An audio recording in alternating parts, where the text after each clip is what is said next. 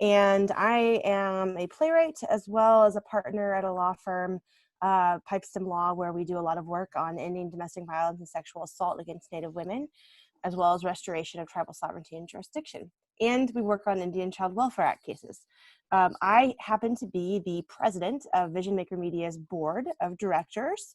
And so it is my honor to welcome you to Vision Maker Media's first online Indigenous Film Festival.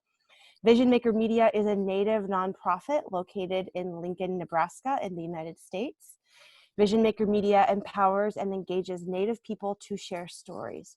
Vision Maker Media envisions a world changed and healed by understanding Native stories and the public conversations they generate. Reaching the general public and the global market is the ultimate goal for the dissemination of Native-produced media that shares Native perspectives with the world.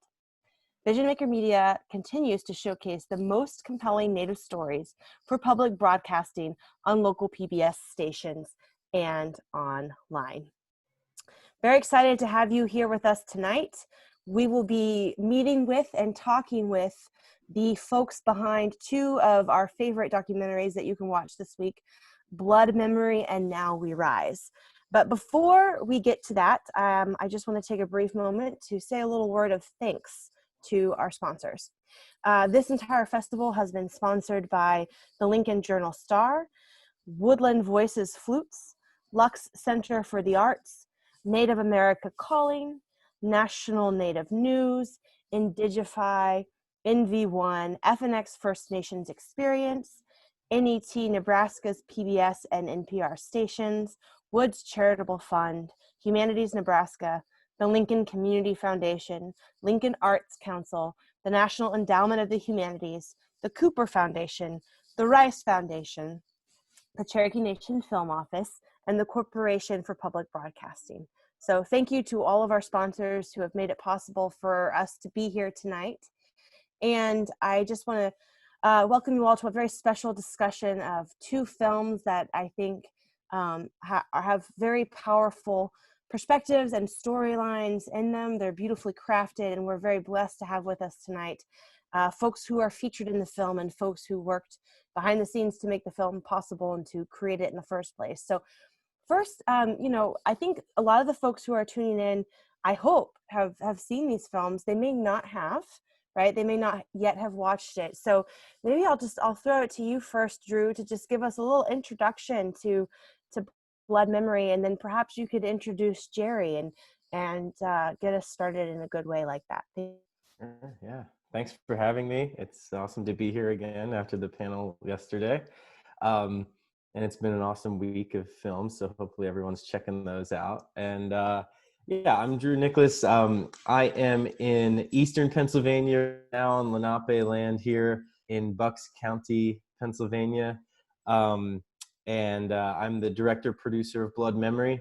It started 10 years ago and it's still going strong here. We released the film in early 2019, and I met Jerry back in 2010, as well as Sandy Whitehawk, the main subject of the film. Sandy, unfortunately, is unable to join us, and Jerry graciously stepped up in her place. And his role I'm really excited for Jerry to be here because his role in the film and in the story grander than the film is very significant, and we don't often get to have him in the discussion. So I'm excited to have him here. I'll let Jerry sort of take it from there and introduce himself. Take it away, Jerry. Oh, you're waiting for me? Oh, all right. I'm also since 1979, when I moved here from Pine Ridge, which is the Oglala Lakota Reservation and 100 miles south of the Black Hills.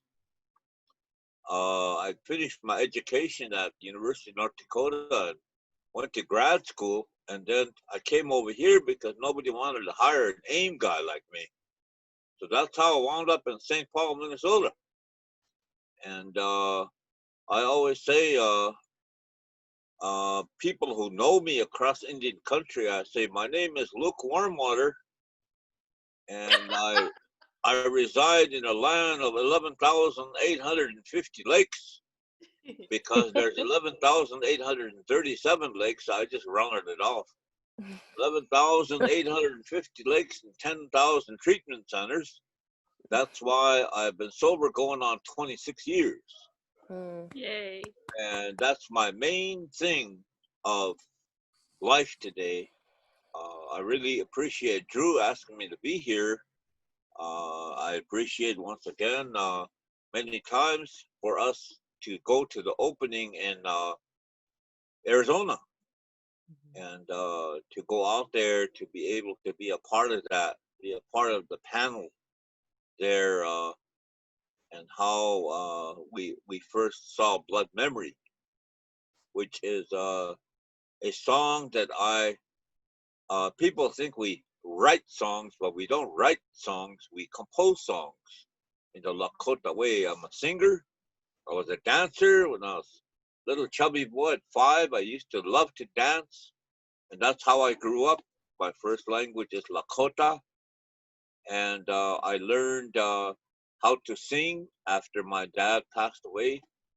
And then I came over here and I became a Eapaha, which is a MC or a master of ceremonies over here. And that's what I've been doing in Indian country all the way in the 4 directions that we live in.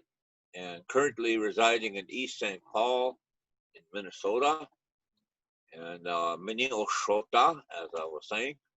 And these are some of the things. I'm a retired teacher. I've been retired now for 5 years, but I taught for 26 years here with the St. Paul Public School District 625, and 12 years trying to figure out where I was going to teach at, all the way from Washington State, North Dakota, South Dakota, and finally here in Minnesota, and here I stayed. So kind of along the way too, I did a lot of personal decisions. One of the ways is be real. I'm 71 years old now, but I started teaching when I was 22. And these are some of the things that I did. And I made this song for Sandy Whitehawk for the Wablinija. And for the, I don't like the word orphans. I think that when you can picture a thought of the government with all these kids playing on a nice day, they would come in and they would pick these kids off, put them in cars, and just take them someplace. That's kind of what the world that the government put us in when they put us in these concentration camps called reservations. So these are some of the things that I speak about teaching and being a staunch part of the American Indian movement. I was able to be effective and now have many friends in the Indian community, Native community, American Indian community, and I reside in the land of 7 Ojibwe reservations, 4 Dakota communities, and been here for about 36 years now. And very well married again. I have grown children, but I raise grandchildren now. And my wife, currently of 20, going on 23 years, is white, German, Irish, Welsh, blonde-haired, blue-eyed, and speaks fluent Japanese, and now speaks Lakota. She understands. We're living together, married together, and this is the most beautiful marriage I've ever been in my life. So I can, believe in trust, and just a beautiful thing, because you women that are talking, I want to let you know something. In the cultural part of my life and the Lakota way, you are our leaders. It's not an ego thing. You know your place, I know my place. But you are the ones that taught us compassion and love and friendship, because you're the one that brought our spiritual instrument from the Ptesanwi, which is the white buffalo calf woman, back in probably around 850 BC, around that time. That pipe is still out 20 miles north of the Shine River Reservation in Eagle Butte, South Dakota. It is still taken care of. That pipe is still out there. And the woman brought that in the form of a white buffalo cat woman. The sweat lodge, when we go inside, like I'm going to after I'm done here in Prairie Island, if there's hot rocks come in, we pray inside, we open the door, and then we come out after 44 doors. When we do that, when we come out, we are clean because we went into the womb of Mother the Earth in a spiritual form. So I always say that organized religion is for people who don't want to go to hell. Spirituality is for people who've been there. Ah. So I thought I'd let you guys all know about kind of where I'm coming from and why and where and what I have done over the years. You know, I do the best to speak with an honest tongue, not historical tongue of the white man speaking with a forked tongue, as probably a lot of people don't know. But I made sure, I said, when I lecture someplace, I said, what am I doing here lecturing you? You have teachers, you have instructors, you have your own color of man, you have your white European American educators can educate you. Why am I here? They can do it. And yet I never get the answers. Like Drew here has learned a lot because he's seen me MC all over Indian country, and he's followed me within these powwows that I go to. So powwows came from an Algonquin word. See, one of the ladies said Cherokee. And Algonquin people, pow, P-A-U, space A-U, powwow. That's where powwow came from. It used to be a gathering of Native people, gathering of elders, so we could learn on behalf of our culture. So that's kind of how powwows came about. Like right now, we're having a powwow. All of us that are here. And where's that talking stick? Yeah, I know. I know we should have something like that. So anyway, Drew, that's kind of where I'm at. Kind of long, but if that's too much from me as a Native person, sorry about that. I got a big mouth and I run with it. And, okay, so I'll move on. I'll be quiet now and listen. I love it. Well, thank you so much. And I'd like to introduce Mary to speak. I think that there are lots of parallels between these two films in terms of uncovering the intergenerational trauma that is there and what we have all as Native people survived, but also how our culture can be used as a tool for healing, and how it helps us to continue to survive the trauma that we have today. And so I'd like to invite Mary to just share a few words about And Now We Rise, and to introduce Sam. I would be happy to do that. And thank you, Jerry. You are the elder on the panel, so you have the floor as long as you need it. I'm just thrilled to be able to introduce Sam. Sam and I were brought together by a mutual acquaintance who said that this was a young man that was to be followed, and that I was the documentary filmmaker that he had recommended to him. So he put us together in 2015, and we followed Sam as a developing activist on behalf of the homeless and using social media for, as we are now saying, currently displaced people. And I'll let him tell you all about that. And I think he will also probably be able to share a few things about the trauma, childhood trauma, and also his sobriety. And just a bit about me. I grew up in Minijota. I can't say it the way you taught us just now, but I grew up on a farm there, and my first film I ever made, I was 8 years old, and it was with my father. who had a movie camera. And I have never looked back. I've always been about cameras and image capturing and storytelling. It's a huge passion for me. And I've been in Alaska now 40 years. And I would say over half my work has to do with Indigenous people, Indigenous issues. And I've been to probably 36 villages and communities, from all the way out on the chain to the furthest north to the furthest south to interior. I love our state. I love our people. There's a lot of parallels between being in a village and being in a small town in Minnesota.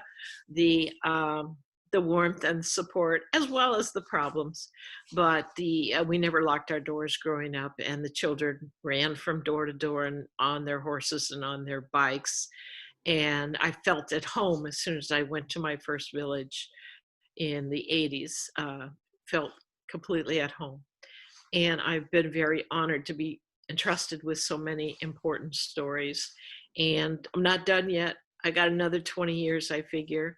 And our next big endeavor is missing and murdered Native Americans here in Alaska. We have the notorious distinction of having the worst per capita violence against women in the nation, and Indigenous women are 4 times more likely to be victimized in that equation.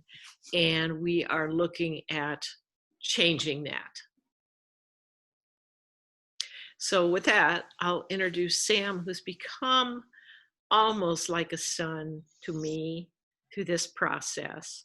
Watching him grow, watching him with his struggles, watching him burn out and come back, watching him now taking on institutional racism on a large scale and becoming a spokesperson with his thousands of supporters, also his music. So another tie to you, Jerry, is using music. Sam, please tell us about you and your rich culture and background. Well, first, thank you everybody. Thank you for giving me the opportunity to share. My name is Samuel Johns, my biblical name. My Gwich'in name is Chetai Jekai. My mother is from Arctic Village. She's a Gwich'in, Nitai Gwich'in from Arctic Village. And my dad is Atna. He's from the Uchishu clan from the Atna territory. I grew up in a village called Copper Center with my dad in Copper Center. But right now I live in Anchorage.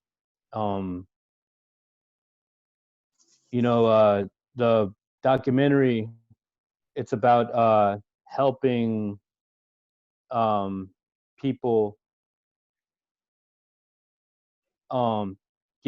just helping us normalize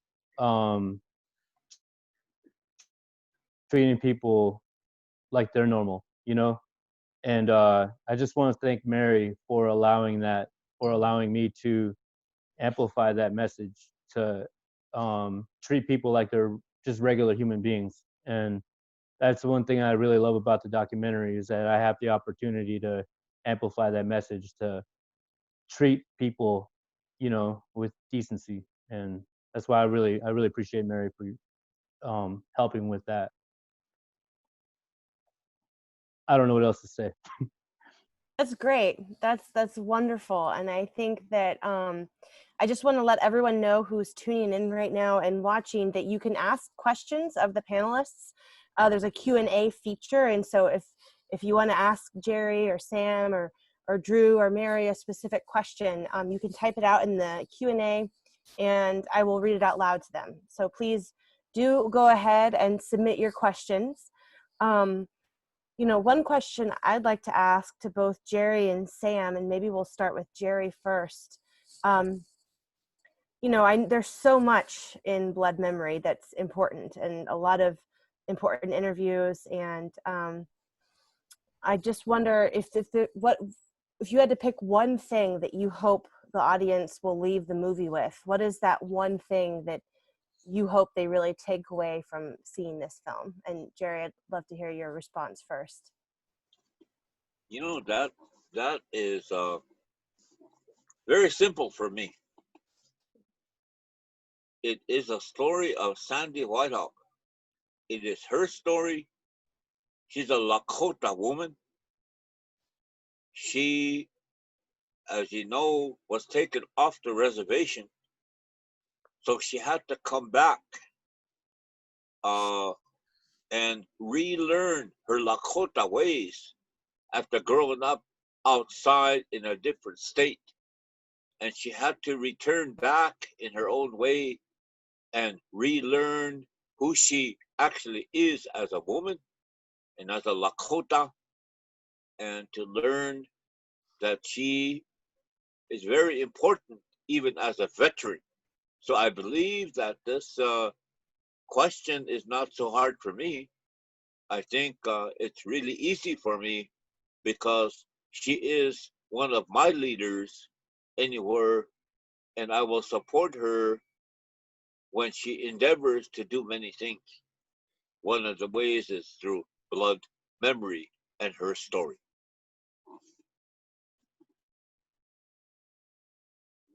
Amen. That's wonderful. And Sandy is such an incredible woman who has been doing so much, not just to share her story, of course, but to work on behalf of all of us, all tribal communities across the United States. So sending her good energy and prayers, because I know she's recovering right now. And Sam, would love to hear from you. If the audience could take one thing away from your film, what would that one thing be that you hope they really?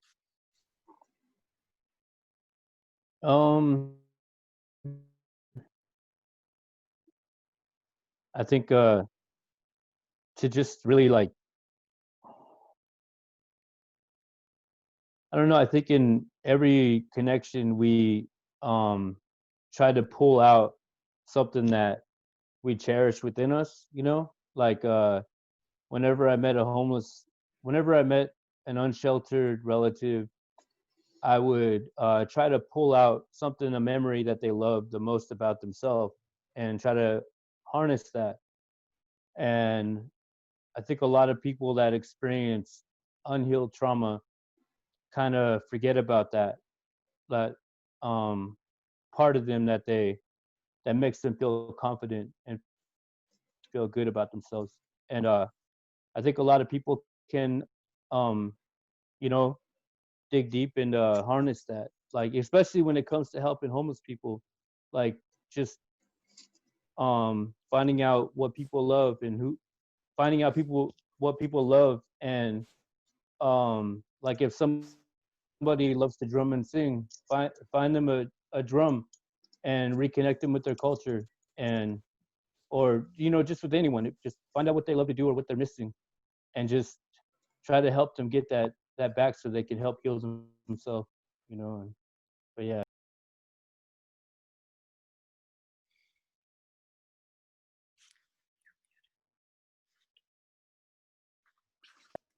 Well, sorry, I was talking away.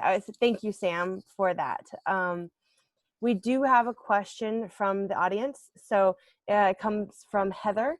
She says, Drew, I assume that you had many conversations with Mark Fiddler as you were producing Blood Memory. What are your thoughts as to why he has essentially pivoted to a more anti-ICWA stance? Yeah, I mean, that was sort of the central question going into the whole process of filming with him. A lot of people, were questioning his motivations. Was it money? Was it, notoriety? Was it just moral stance that he believed what he believed in? And I think he talks about it in the film as to sort of what motivated him, or at least that's the narrative that he, puts out there. What was interesting is as the film progressed, when we started, he didn't identify himself as having an anti-ICWA position, and was very adamant that he didn't want to strike ICWA down, and he thought that ICWA could be used very effectively if revised, or if some things were adjusted differently, was sort of his initial idea. But then as the filming progressed over the years, and as he became more famous for his positioning, and sort of kept going in the direction that he's been going in, he became much more vocal about being very anti-ICWA, and that's statements he used. He even said, when the case that's currently going to be still in the process of being litigated, with the Washington State Supreme Court that you saw, they're trying to appeal. Actually, that's not the same case. They're trying to appeal the case to the Supreme Court of the United States right now, the Brackeen case. And I'm not sure where all that stands with COVID and everything. But when that came out, he said, I think this is the one that's finally going to take ICWA down. So he's been very vocal, especially on his Twitter, about his stance. So I think the motivations are still up in the air. I think a lot of it has to do, though, with the fact that I think Mark sort of sees himself as an outsider on both sides, both through his indigenous identity as well as being an attorney in a predominantly white world. And he doesn't seem to fit in either place completely. And I think his position and the position that he's championing allows him to have a place. And that was sort of the theme or the theory that I walked away from the film with after having made it. And I think that's what happens when, at least the theory we sort of pose in the film as our central question of what happens when cultural identity is taken away, and then you have these two individuals who try to reclaim their identity, and one who reclaims it in that way, and then Sandy who reclaims it through her cultural connection. So I think, he is maybe overly identifying with that position because it brings him the sense of identity. If that makes sense. It's kind of heady, but that's my theory. I don't have a psychology degree. It's tough. I think that, as an attorney who represents tribes and Indian parents on ICWA cases, and I worked on, I filed an amicus brief in the Supreme Court in 2013 in the Baby Veronica case. And in fact, I shared this yesterday. That's how I met Sandy. We were both outside waiting in line to get into the argument, standing next to each other, and met for the first time there on the steps of the Supreme Court.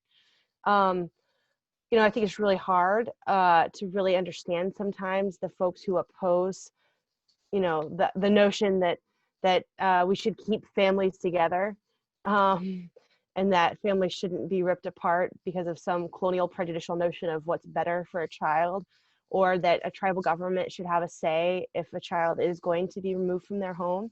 A tribal government should be able to protect the health and welfare of their citizens, of their children. And anyways, these are just, to me, points that are not even debatable, but yet we have a lot of folks out there who want to take it on. And I think there are financial interests at play, right? I mean, the adoption industry is $1 billion industry. There's a market for Indian children. There's a lot of issues there that we could unpack.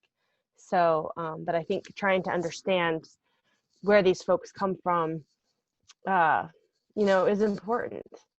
And I think that there is, I think unfortunately there's racism involved too, and prejudice, even though they'll never actually admit that, right? And the other thing too that is sort of unfortunate about it is now you have, from what I observed, I feel like people are sort of using his position as an expert on ICWA as being an indigenous man who's anti-ICWA, and that's a big niche, right? and the Goldwater Institute, which is the biggest, currently the biggest opponent to ICWA, and putting a lot of their resources and taking it down. I mean, they didn't really have an interest in child welfare much before this. Most of their litigation had to do with land rights, oil rights, stripping tribes in the Southwest where they're based in Arizona of their rights. So this is just a furthering of that power. If you can take children away, you can take future away.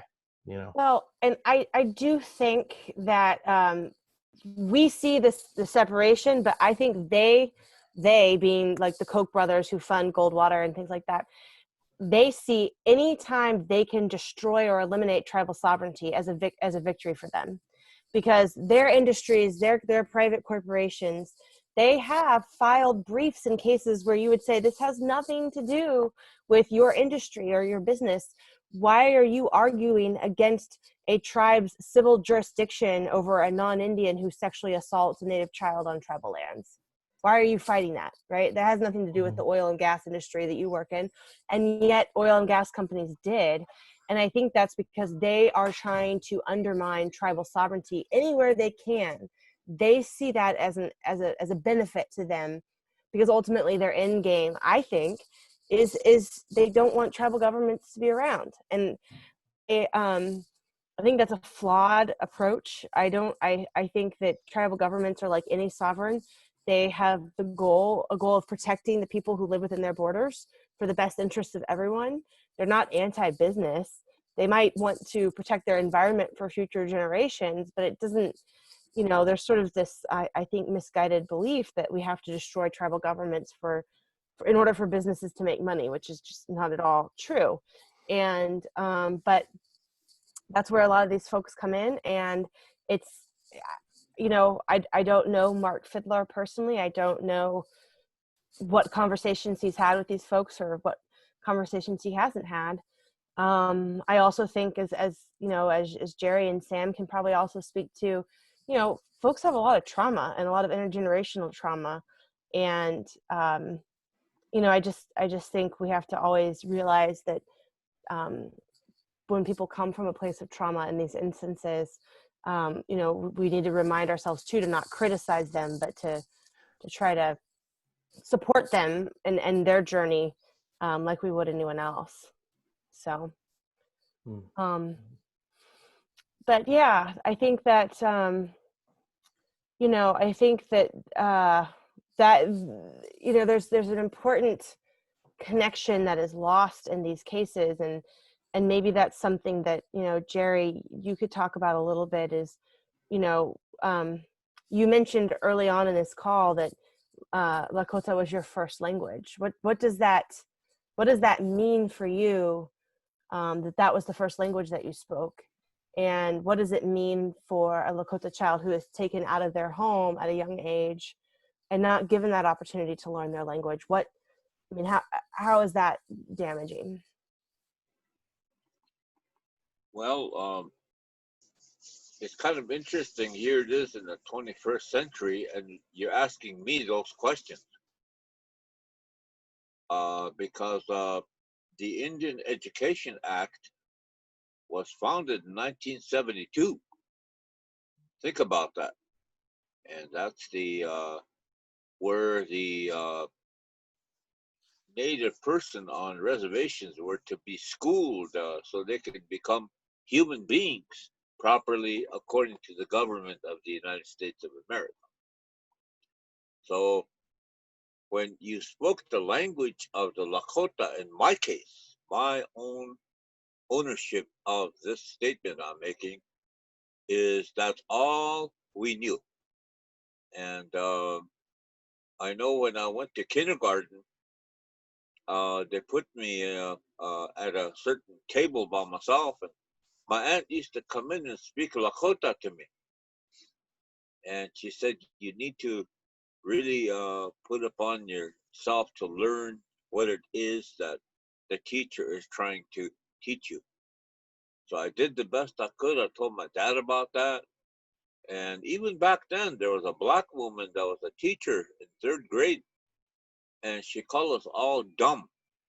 She said, "You're all dumb. You don't know anything about anything, and I don't know why I should be the one to educate you, but I have to because that's my job." None of us didn't understand that because we thought all teachers were really good people. They're gonna teach you things, you know. And so I told my dad that, and here he started laughing and he said, "You know, that woman, she must be from Chicago or Pennsylvania or Alaska, or she must be from somewhere like that, uh, because she doesn't know that this is something that you understand, because she knows that the superiority of what she brings here is nothing to us. We will coincide in our own minds acceptance all the time of these people that don't know anything, and yet they come out with all this uh, power that they think that they're putting us down with, and just accept that teachers are like that." He told me. He said teachers are have to understand that they don't know very much, but do the best you can to learn from them anyway, and respect them, because if you disrespect them, then you disrespect yourself. And that's kind of how I grew up, with the cultural uh, teaching of my dad and the direction of mom. These are some of the things that, to speak Lakota, I didn't even know if it was an honor or a dishonor or nothing. That's all that I knew. And as I became better at, I have a Bachelor of Science degree in elementary education. Uh, and I taught kindergarten through 8th grade. And it was really interesting that I would talk to, my area was 6th grade. And I spent about 7 years teaching 6th grade. I just loved that area because I taught them about the story of the drum and the Lakota words that went to the flag song, the veteran songs, and the songs that were needed for honoring. Those are all in Lakota. And being that way, I'm a singer also. So I also have written a book. Took us 3 years, me and a couple of administrators, for Lakota language, history, and culture. So it's here still in the St. Paul Public Schools being used as the language book here of Lakota. I also wrote a Native American cultural generalities book that deals with Minnesota history, and also deals with the circle and Minneoshota. What does that mean? And all the different land areas like Chanhassen. Do you remember Chanhassen, Mary? That's supposed to be Chanhassen. It's supposed to be Chan is wood, The dinner ha, theater. Yes. yeah, Chanhassen. It's supposed to be wood, Chan, ha is the skin, sun is white. So there must have been cottonwoods over there, which is now today it's called Chanhassen, but it's Chanhassen. And I'm also an advocate of certain things, like in December 26th of 1862, 38 Dakota were killed and hung in Mankato, which Yes. is also Makato. Maka is earth, and To is blue. Blue Earth County, ironically. But it's kind of interesting where I'm a part of a memorial run that leaves here on when that big chubby guy called Santa Claus comes here and delivers gifts and all that good stuff.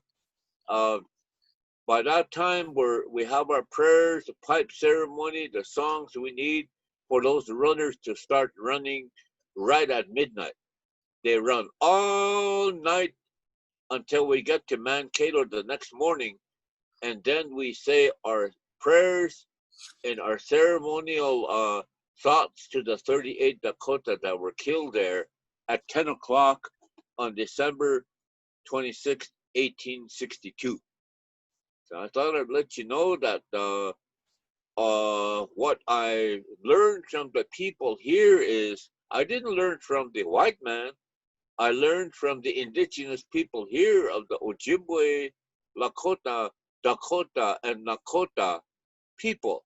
These are dialects. Dakota, Lakota, L dialect, Nakota, N dialect of the Yankton, Sioux, or Ihanktuana.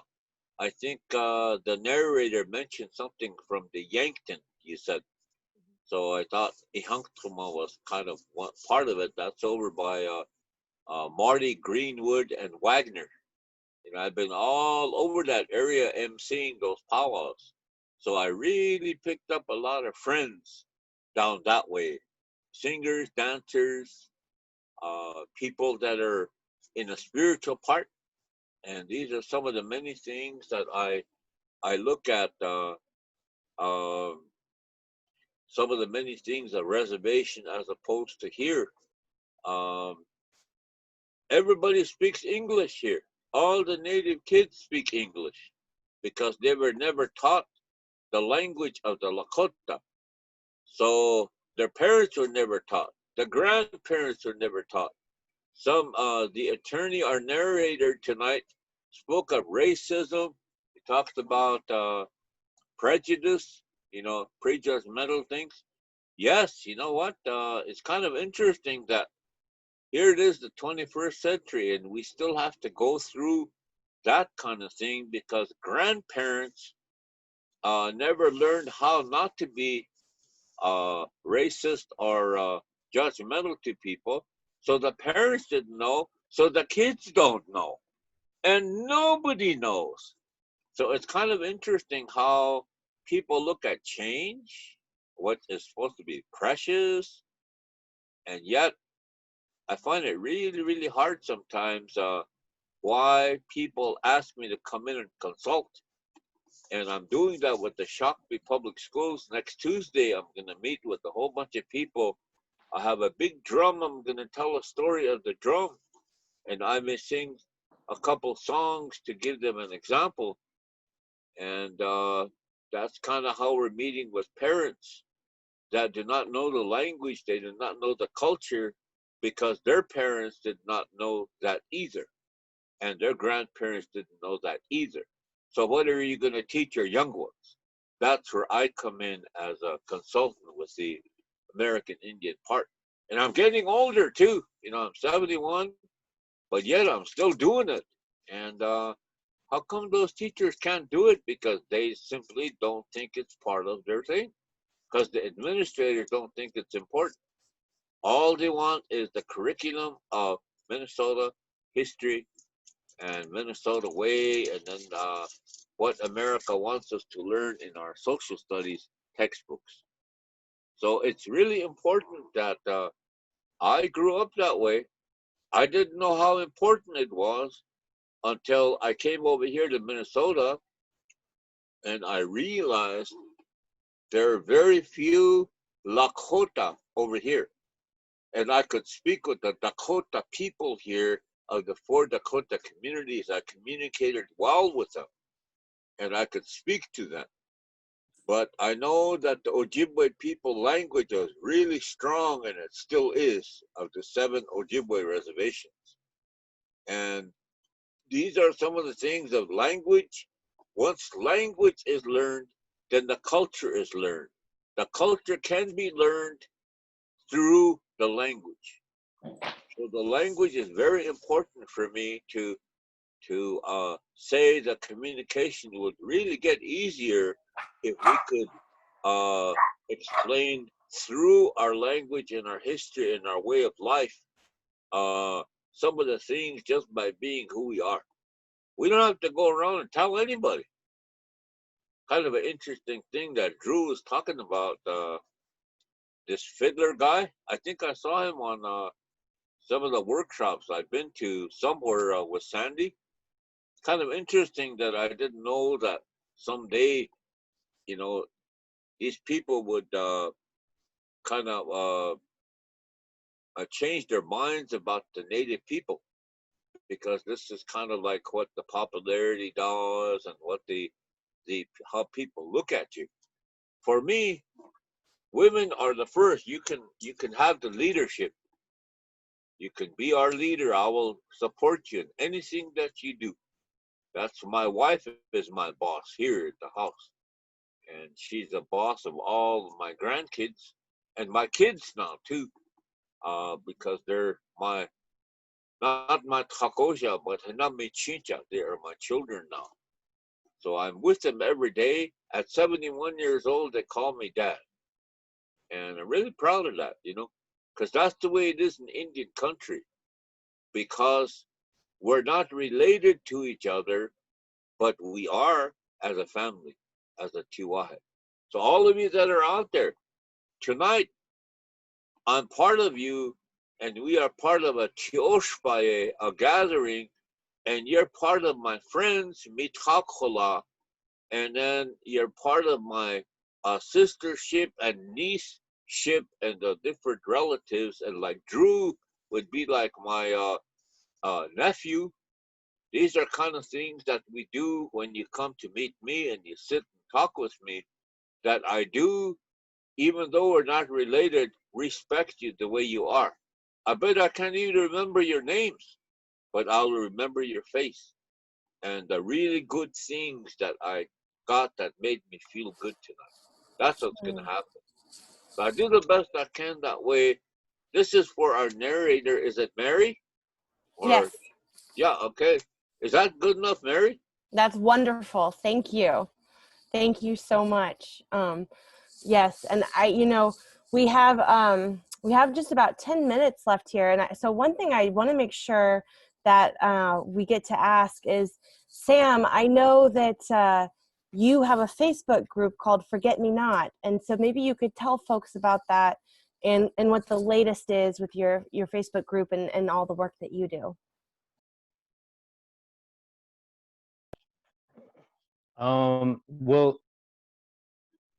Well, because of COVID, I haven't really been helping get people tickets back to their villages. But I've been really trying to think about how I could work with other organizations here in Anchorage instead of I don't know. There's a lot of things to be cautious about right now when it comes to just bringing people home, and I can't really do that like the way I'm used to. So um, one of the things that I always wanted to do to focus more on is uh, doing a survey. I really want to do a survey on the indigenous people that are homeless here in Anchorage to figure out what particular groups they're actually from, so that we can pinpoint which culture we can connect them to. I noticed a lot of organizations here in Anchorage are run by Catholic Social Services, and most of the time I mean, there's nothing wrong with them. They do a lot of great work, but most of the time when it comes to that, there's not a lot of connection to um, culture. And one of the things that brought that to my attention was they were doing a memorial at the soup kitchen one day, and they invited me to come down to be at the memorial. And they handed me they had my friend Teddy Sigavan. He was a unsheltered he was a unsheltered relative, and he loves to drum and sing, and he's a Nupiak. And if for those that don't know, the Inupiaq people, their drum is really flat and it's wide. It's really wide. And I know that, but I know the people at these organizations don't know that. So at the kindness of their heart, they presented a gift for me to give to him, and they said, here's this drum. Give this to Teddy as a gift. And I was like, he's a Nupiaq. And they gave him this small drum that was a hand drum, a drum that I would use as an Athabascan, but it was not like the right size. It was like a smaller version. And I was trying to explain that to them. I was like, well, okay. And I thought, okay, so imagine I'm in France and I'm trying to give someone a bagpipe. And they're all like, oh, I was like, yeah. And they're like, I was That's like, funny, yeah, Sam. I'm trying to explain to you. Yeah, I was like, I'm trying to explain to you that that he's from a different part of Alaska where they have a different culture than I do, than anyone else in different regions. And we have different drums, and we're just this, the landscape is so huge that we are just completely different people all over Alaska. And when it comes to working with the homeless people, that really needs to be highlighted. When that it we cannot just blanket and generalize the Alaska Native people and just be like, okay, they're Alaska Native. If we really want healing done, we really need to put a magnifying glass on who they really are, and to just focus on, that way, like, imagine an organization here that knew what a Moche is. They're like, oh, hey, you're a Yupik from Manicodak. You miss going in a Moche? And they would look at them like, oh my God, you get me. Like, they'd be like, because that's a sweat bath in Yupik country, a Moche. But I think the true healing will happen when these organizations learn who they're actually working for, you know? But yeah. What you know? What do you think it says to Native youth in Alaska to see an artist like yourself, making your art, sharing your art, and what do you think that kind of a message that sends to the Native youth in Alaska? Uh,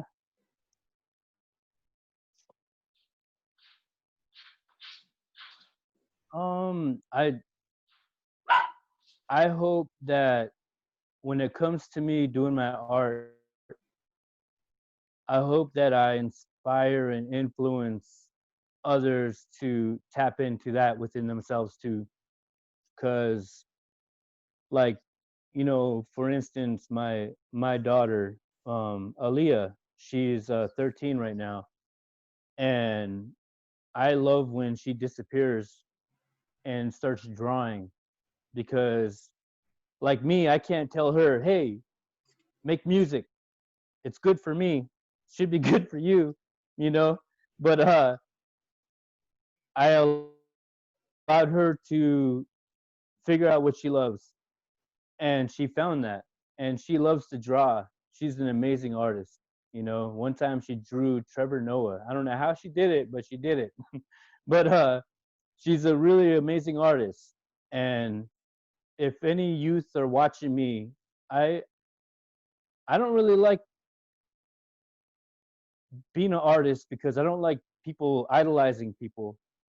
But if I were to influence anyone, it'd be for them to look within themselves and to learn what they love, whether it's to paint, whether it's to learn language, whether it's to sew, bead, uh, sing by yourself in the shower, like, find that thing that you love to do and do that, because we have our own medicine. We that like, me making music is my own medicine. I don't make it for other people. Sometimes people like my music, but me, I make it for myself. I make it as a medicine for myself, a way to release. And I hope I inspire other people to do the same thing, to find that thing that they love, to release the tension.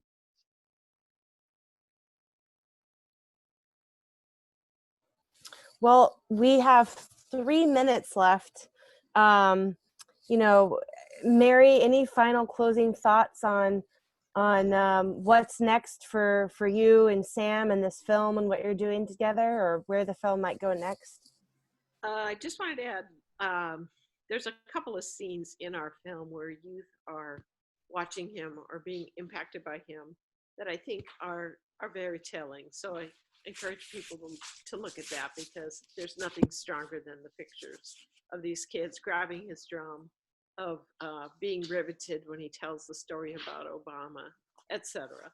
Um, our film is being requested at museums, Native art museums, which I think is a fabulous use of it. Hoping to see it into the school districts across the state. It's a lesson about cultural pride and about sobriety, which we need both of those. And it's nice to see you, Sam. It's time to go apple picking again. Well, yeah, that sounds good. Sorry about the dog. No worries. Wonderful. Well, Drew and Jerry, any final thoughts, on what's next for Blood Memory or the work that you all are doing together? Where we go from here? Blood Memory is going to be broadcasting on America Reframed in November. We don't have the date yet, but it will be available there. We did edit down the version that is streaming through the festival to a 1-hour TV version. So that'll be available. And that really focuses in on Sandy's story and the communal healing aspects without the bigger legal political stuff. So just keep an eye out there. And yeah.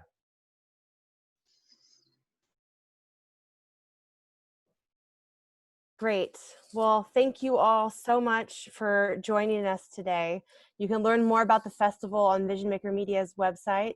And I just want to give a special thanks to Jerry and to Sam and to Mary and Drew for being a part of this conversation and for all that you do. So thank you. And I hope you all have a beautiful weekend.